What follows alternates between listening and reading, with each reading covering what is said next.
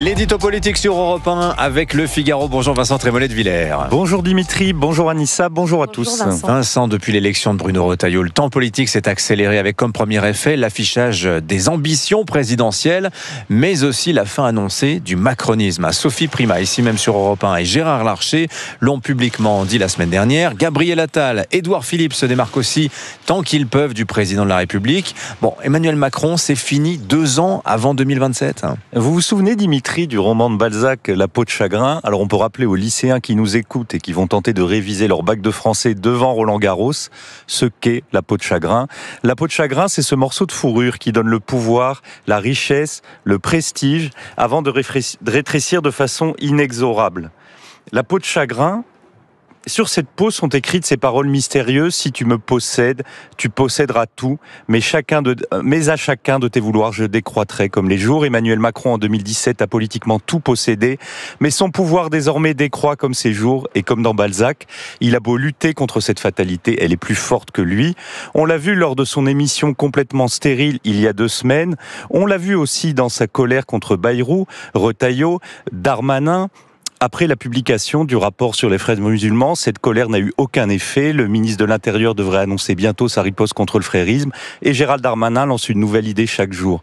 Édouard Philippe fait tout pour faire oublier son passé macroniste et Gabriel Attal reconnaît publiquement que le président de la République a été défaillant sur les questions de sécurité et d'immigration.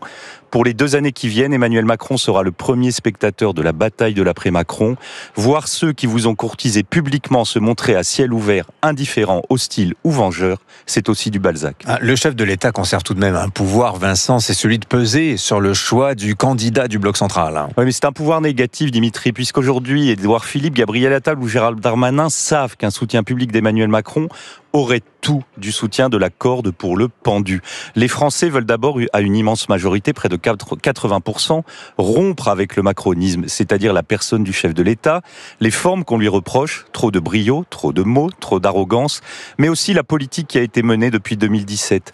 Un volontarisme d'affichage, mais qui laisse derrière lui une dette décourageante, une immigration galopante, une insécurité inquiétante. Alors cela ne veut pas dire qu'il ne reste pas une sociologie élitaire, européenne et progressiste, mais elle ne se reconnaît plus dans le macronisme.